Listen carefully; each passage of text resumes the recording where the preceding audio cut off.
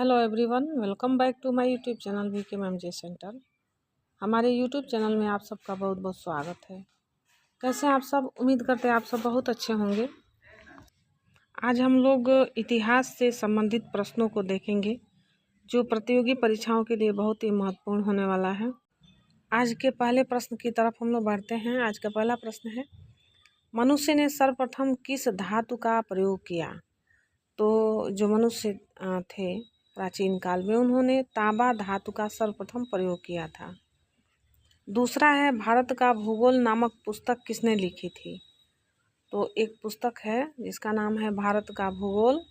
इसको लिखने वाले कौन है? तो उनका नाम है टालमी। टालमी ने भारत का भूगोल नामक पुस्तक को लिखा था। अगला प्रश्न है, सुभाष चंद्र बोस को सर्वप्रथम नेताजी किसने कहा था? यानी सुभाष चंद्र बोस का जो नाम है नेताजी कहा जाता है उनका, उस नाम को देने वाला कौन था? तो उसका नाम है एडोल्फ हिटलर। एडोल्फ हिटलर ने सुभाष चंद्र बोस को सर्वप्रथम नेताजी कहा था। ये उपनाम है नेताजी सुभाष चंद्र बोस का। अगला प्रश्न है, महात्मा गांधी को अधनंगा फकीर किसने कहा था? जब अंग्रेज भारत में थे तो वो सुभाष चंद्र बोस का उपनाम नेताजी दिए, वो एडोल्फ हिटलर के द्वारा दिया गया था। उसके बाद बहुत सारे लोगों को उपनाम दिए वो अंग्रेजों ने। उसी के क्रम में महात्मा गांधी को अधनंगा फकीर कहने वाला कौन था? सर्वप्रथम किसने कहा था? तो उसका नाम था चर्चिल, जिसने महात्मा गांधी को क्या कहा था? अधनंगा फकीर कहा था। चर्चिल ने महात्मा गांधी को क्या कहा था? अधनंगा फकीर कहा था। अगले प्रश्न पे हम लोग आते हैं, वल्लभ भाई पटेल को सरदार की उपाधि किस आंदोलन के बाद प्रदान की गई? सुभाष चंद्र बोस जो थे उनको किस उपनाम से नवाजा गया था? तो सरदार की उपाधि से नवाजा गया। तो वह बारदोली सत्याग्रह हुआ था। उसके बाद से वल्लभ भाई पटेल को सरदार की उपाधि दी गई। अगला प्रश्न है, जय हिंद का नारा किसने दिया था? तो जय हिंद का नारा देने वाले का नाम बताना है। जय हिंद का नारा किसने दिया? तो जय हिंद का नारा सुभाष चंद्र बोस ने दिया था। अगला प्रश्न है, भारत को तलवार के बल पर विजित किया गया है और तलवार के बल पर ही इसकी रक्षा की जाएगी, यह कथन किसका है? यानी कि यह कथन जिसने कहा है कि भारत को तलवार के बल पर विजित किया गया है, यानी जीता गया है, और तलवार के बल पर ही इसकी रक्षा भी की जाएगी, यह कथन किसके द्वारा दिया गया है? यह कथन किसका है? तो यह कथन जो है, यानी भारत को तलवार के बल पर विजित किया गया है और तलवार के बल पर ही इसकी रक्षा की जाएगी, यह कथन लॉर्ड एल्गिन का है। अगला प्रश्न है कि जनवरी 1879 में ब्रिटेन की महारानी विक्टोरिया को किस उपाधि से सम्मानित करने के लिए दिल्ली दरबार का आयोजन किया गया था? यानी कि 1879 में जो ब्रिटेन की महारानी विक्टोरिया थी, उनको सम्मानित करने के लिए कौन सी उपाधि देने के लिए दिल्ली दरबार का आयोजन किया गया था? तो इस प्रश्न में दिल्ली दरबार का आयोजन महारानी विक्टोरिया की उपाधि जो दी गई थी 1879 में, वह कौन सी उपाधि थी? तो उसका नाम है कैसर ए हिंद, जो उपाधि महारानी विक्टोरिया को दिया गया था 1879 ईस्वी में। अगला प्रश्न है, 14वीं लोकसभा के अध्यक्ष कौन थे? यानी कि 14वीं लोकसभा जो थी, इसके अध्यक्ष का नाम बताना है, वो कौन थे? उनका नाम है सोमनाथ चटर्जी। सोमनाथ चटर्जी को 14वीं लोकसभा का अध्यक्ष चुना गया था। अगला प्रश्न है, सरिस्का में बाघों के विलुप्त होने की घटना की जांच हेतु केंद्र सरकार ने किसकी अध्यक्षता में कार्य दल बनाया है? यानी कि सरिस्का में जो बाघ हैं उनको विलुप्त होने की घटना जो थी, इसकी जांच के लिए सरकार ने, केंद्र की सरकार ने किसकी अध्यक्षता में कार्य दल बनाया था? उनका नाम बताना है। तो इस प्रश्न में उनका नाम क्या होगा? तो सुनीता नारायण, जिनकी अध्यक्षता में केंद्र सरकार ने क्या किया था? एक कार्य दल बनाया था। किस लिए? तो सरिस्का में बाघों के विलुप्त होने की घटना की जांच के लिए बनाया था। अगला प्रश्न है, पहली लोकसभा के अध्यक्ष कौन थे? इसके पहले हम लोग देखे हैं कि 14वीं लोकसभा के अध्यक्ष, तो वो कौन थे? तो सोमनाथ चटर्जी थे। लेकिन पहली लोकसभा के अध्यक्ष कौन थे? जब पहली लोकसभा हुई थी उस समय अध्यक्ष कौन थे? तो उनका नाम था वासुदेव मावलंकर और थे अनंत शयनम अयंगर थे। अगला प्रश्न है, प्रथम लोकसभा का गठन कब हुआ था? तो प्रथम लोकसभा का गठन हुआ था, उसका समय बताना है। तो इसमें 6 मई 1952 को प्रथम लोकसभा का गठन हुआ था। अगला प्रश्न है, विदेशों के लिए भारतीय राजदूतों को नियुक्त कौन करता है? यानी जो विदेश में भारतीय राजदूत होते हैं उनकी नियुक्ति कौन करता है? तो इस प्रश्न में आंसर होगा राष्ट्रपति। यानी विदेशों में जो राजदूत होते हैं उनको नियुक्ति राष्ट्रपति के द्वारा किया जाता है। उसके बाद से है, राष्ट्रपति को क्षमादान की शक्ति संविधान के किस अनुच्छेद के अंतर्गत दी गई है? जो राष्ट्रपति होते हैं उनको किस अनुच्छेद के तहत क्षमादान का प्रावधान किया गया है? तो उस अनुच्छेद का नाम है 72। उसके बाद है, झंडा समिति के अध्यक्ष कौन थे? तो झंडा समिति के जो अध्यक्ष थे उनका नाम क्या है? तो झंडा समिति के अध्यक्ष जो थे उनका नाम है JB कृपलानी, जो क्या थे कि वो झंडा समिति के अध्यक्ष थे। जो झंडा आज भारत का राष्ट्र ध्वज है वो झंडा समिति उस समय बना था। तो उसके अध्यक्ष कौन थे? तो उसके अध्यक्ष जो थे उनका नाम था JB कृपलानी, जो झंडा समिति के अध्यक्ष थे। इसके बाद प्रश्न है, पाटलिपुत्र नामक नगर की स्थापना किसने की थी? पाटलिपुत्र नगर यानी कि आज का जो यानी वर्तमान नाम जो है पटना, जिसका प्राचीन नाम क्या है? पाटलिपुत्र। तो पाटलिपुत्र की स्थापना किसके द्वारा किया गया था? यानी कि प्राचीन पटना का स्थापना किसके द्वारा किया गया था? तो उनका नाम है उदयन। उनके द्वारा पाटलिपुत्र नगर की स्थापना की गई थी। अगला प्रश्न है, मगध का प्रथम राजवंश कौन था? यानी मगध का जो प्रथम राजवंश था उसका नाम क्या था? तो उनका नाम जो था हर्यक वंश था। यानी कि प्रथम राजवंश जो था मगध का वह हर्यक वंश कहलाया। अगला प्रश्न है, बुद्ध द्वारा गौ हत्या को बौद्ध मतावलंबी क्या कहते हैं?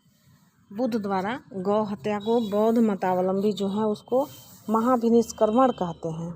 अगला प्रश्न है, सल्तनत काल में अश्वशाला के प्रधान को क्या कहा जाता है? तो उसे क्या कहा जाता है? तो अमीर ए आखुर कहा जाता है। सल्तनत काल में अश्वशाला के प्रधान को अमीर ए आखुर कहा जाता था।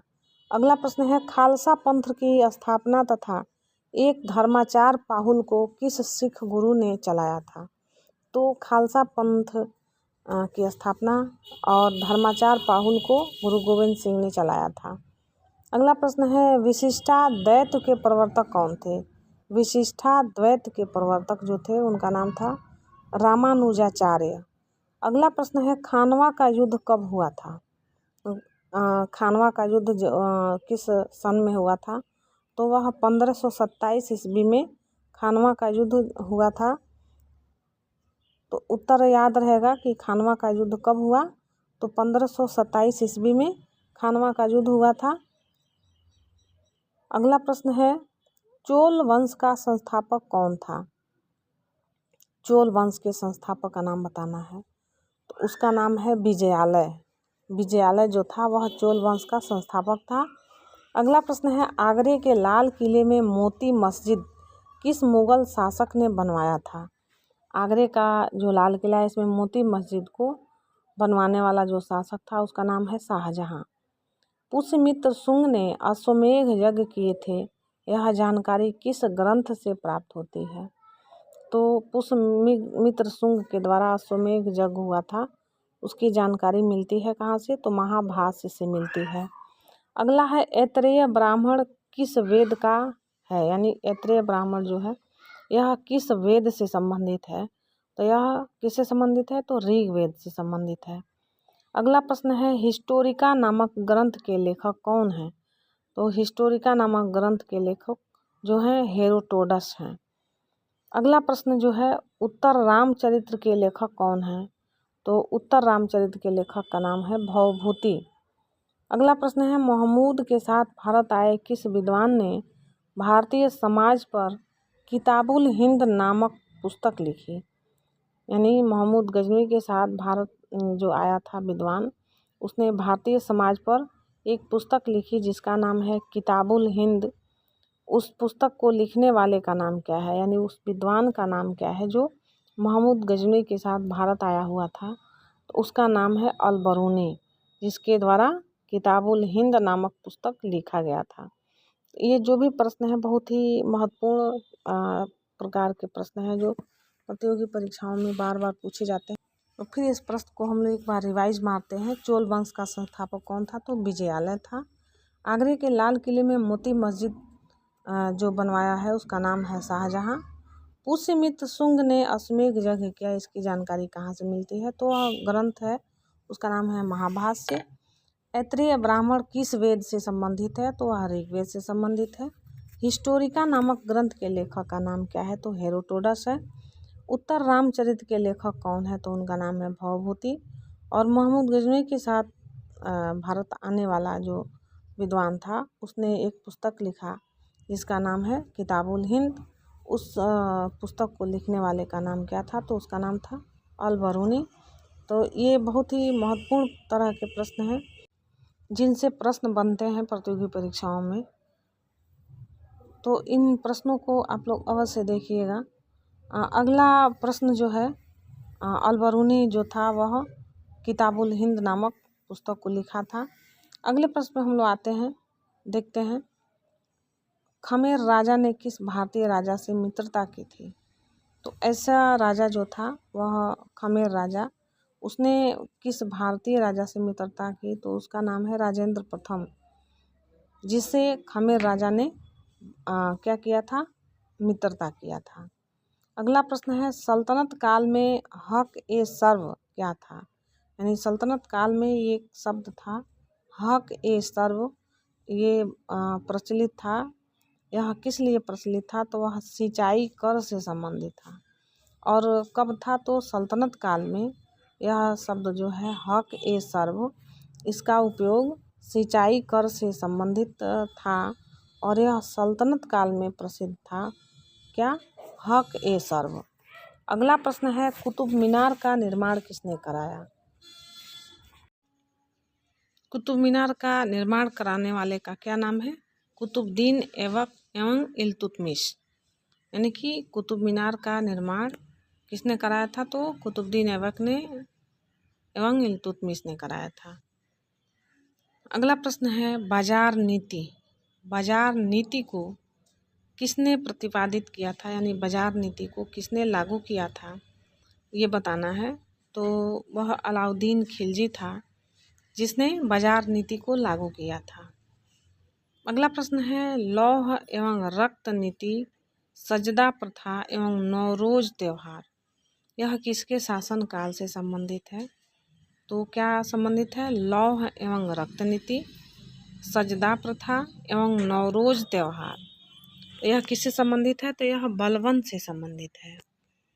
यानी कि बलबन के शासन काल में लौह एवं रक्त नीति था, सजदा प्रथा था एवं नौरोज त्यौहार मनाया जाता था। अगला प्रश्न है सोमनाथ मंदिर का विध्वंस किसके द्वारा किया गया था? तो जो सोमनाथ मंदिर है उसका विध्वंस करने वाला जो था उसका नाम है मोहम्मद गजनवी। उसने सोमनाथ मंदिर का विध्वंस किया था। अगला प्रश्न है सोमनाथ मंदिर का पुनर्निर्माण किसके द्वारा करवाया गया? जब सोमनाथ मंदिर का विध्वंस हुआ था मोहम्मद गजनवी के द्वारा और उसके बाद भारत जब आज़ाद हुआ तो सोमनाथ मंदिर का पुनर्निर्माण करवाया गया। तो वह किसके द्वारा करवाया गया था? तो सरदार वल्लभ भाई पटेल के द्वारा करवाया गया था। यानी सोमनाथ मंदिर का पुनर्निर्माण सरदार पटेल के द्वारा करवाया गया था। अगला प्रश्न है बाबरी मस्जिद का निर्माण। बाबरी मस्जिद का निर्माण किसके द्वारा किया गया था? तो उसका नाम है मीर बाकी। इसके द्वारा बाबरी मस्जिद का निर्माण कराया गया था। अगला प्रश्न है ताजमहल का वास्तुकार कौन था? यानी ताजमहल जो बना उसका वास्तुकार कौन था बताना है। तो ताजमहल का वास्तुकार जो था उसका नाम है उस्ताद ईसा, जिसके द्वारा वास्तु कलाकारी की गई थी ताजमहल में। अगला प्रश्न है दीन ए इलाही धर्म, सुलह कुल की नीति, इबादत खाने की स्थापना, फतेहपुर सीकरी का निर्माण, मजहर की घोषणा, इतना जो है यह किसके द्वारा किया? यानी कि दीन ए इलाही धर्म किसके द्वारा चलाया गया, सुलह कुल की नीति किसके द्वारा प्रतिपादित किया गया, इबादत खाने की स्थापना किसके द्वारा किया गया, फतेहपुर सीकरी का निर्माण किसके द्वारा कराया गया और मजहर की घोषणा किसके द्वारा कराया गया? तो उसका नाम है अकबर, जिसके द्वारा क्या हुआ था? दीन ए इलाही धर्म चलाया गया, सुलह कुल की नीति चलाया गया, इबादत खाने की स्थापना की गई, फतेहपुर सीकरी का निर्माण कराया गया और मजहर की घोषणा कराई गई। उसका नाम क्या है? तो उसका नाम है अकबर। इसके द्वारा इतने काम किए गए। अगला प्रश्न है राजधानी परिवर्तन, सांकेतिक मुद्रा का प्रचलन, यह किसके शासनकाल में हुआ? यानी कि राजधानी का परिवर्तन, सांकेतिक मुद्रा का प्रचलन, ये दोनों किसके शासनकाल से संबंधित है? यानी राजधानी परिवर्तन, सांकेतिक मुद्रा का प्रचलन। तो यह दोनों जो है राजधानी परिवर्तन और सांकेतिक मुद्रा का प्रचलन जो है यह मोहम्मद तुगलक के शासनकाल से संबंधित है। यानी मोहम्मद तुगलक के शासनकाल में राजधानी परिवर्तन हुआ करता था और सांकेतिक मुद्रा का प्रचलन मोहम्मद तुगलक के शासनकाल में ये प्रचलित था। अगला प्रश्न है आगरा का संस्थापक, यानी आगरा शहर जो है इसका संस्थापक कौन है? इसकी स्थापना करने वाला का नाम बताना है। किसके द्वारा आगरा शहर की स्थापना की गई थी? उसका नाम है सिकंदर लोदी।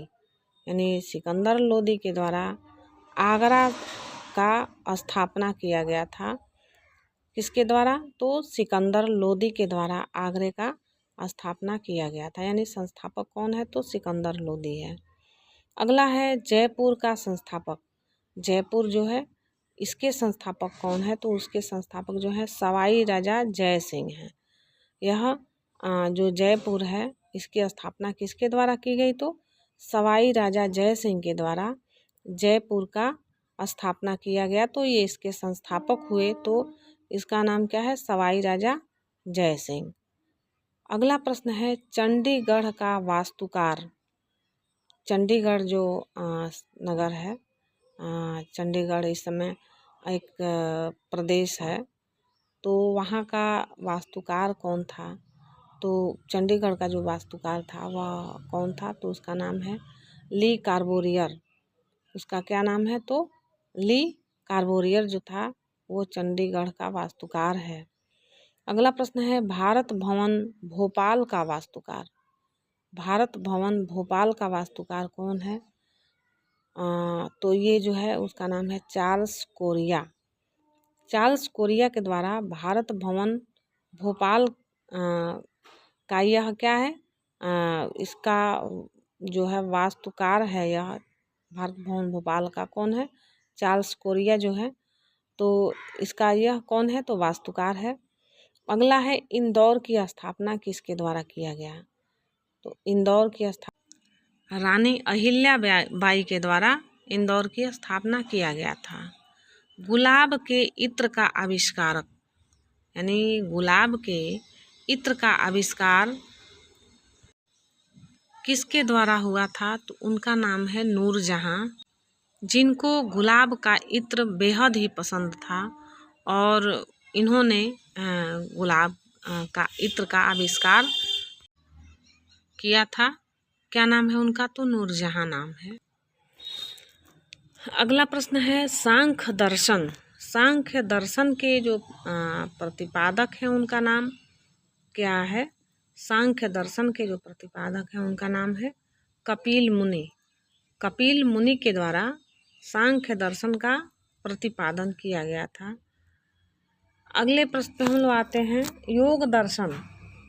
योग दर्शन किसके द्वारा प्रतिपादित किया गया ये बताना है। तो योग दर्शन जो है यह पतंजलि के द्वारा प्रतिपादित किया गया, यानी योग दर्शन पतंजलि की क्या है, ये दर्शन है किनका, तो पतंजलि का जो दर्शन है उसका नाम है योग दर्शन।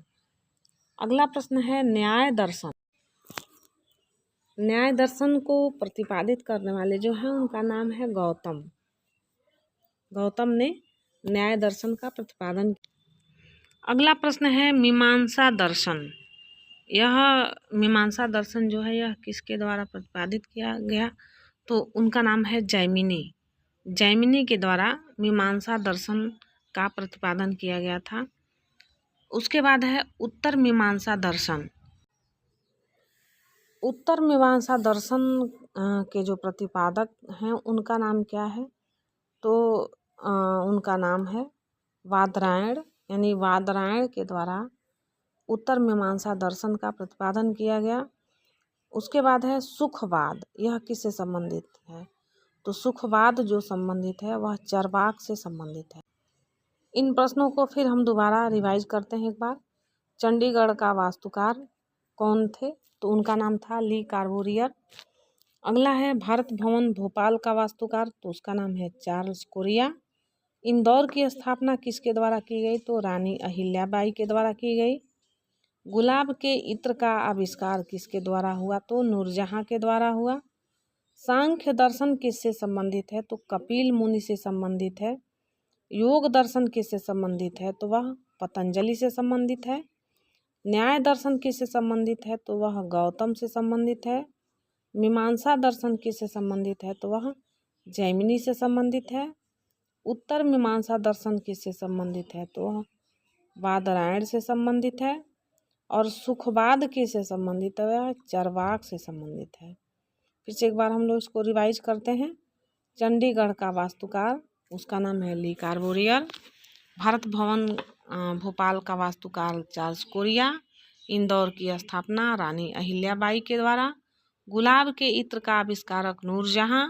सांख्य दर्शन के किसके द्वारा प्रतिपादित किया, तो कपिल मुनि के द्वारा। योग दर्शन किससे संबंधित है, तो पतंजलि से है। न्याय दर्शन किससे संबंधित है, तो गौतम से है। मीमांसा दर्शन किससे संबंधित है, तो जैमिनी से है। उत्तर मीमांसा दर्शन किससे संबंधित है, तो यह वादरायण से है।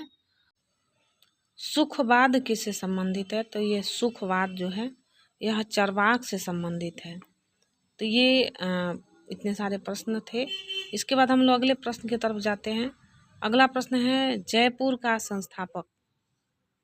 जयपुर के संस्थापक का नाम क्या है, तो उनका नाम है सवाई राजा जय सिंह। अगला प्रश्न है, जंतर मंतर के संस्थापक, तो ये भी सवाई राजा जय सिंह हैं। इनके द्वारा जंतर मंतर की स्थापना किया गया। चारों मठों के संस्थापक, तो 4 मठ हैं जिनके संस्थापक कौन है, तो शंकराचार्य हैं। माउंट आबू मंदिरों का निर्माण। माउंट आबू मंदिरों का निर्माण किसके द्वारा हुआ, तो विमल शाह के द्वारा हुआ। दिल्ली के वास्तुकार कौन है, तो एडविन लुटियंस हैं। राष्ट्रपति भवन के वास्तुकार, तो ये भी एडविन लुटियंस हैं। संसद भवन के वास्तुकार ये भी एडविन लुटियंस एवं हार्वर्ड बेकर हैं। कोलकाता का संस्थापक इसका नाम है जाब चारनाक। मुंबई का संस्थापक कौन है, तो उसका नाम है आर्नोल्ड आगजियर। मुंबई का संस्थापक कौन है, तो आर्नोल्ड आगजियर है। अगला प्रश्न है, भुवनेश्वर का वास्तुकार कौन था, तो उसका नाम था कोनिसबर्गर। आज हम लोगों ने इतिहास से संबंधित बहुत सारे प्रश्नों को देखा है। तो उम्मीद है आपको वीडियो अच्छा लगा होगा। वीडियो अच्छा लगता है तो हमारे चैनल को लाइक, सब्सक्राइब और कमेंट अवश्य करिएगा। मिलते हैं हम लोग अगली वीडियो में। Thanks for watching this video. जय हिंद, वंदे मातरम।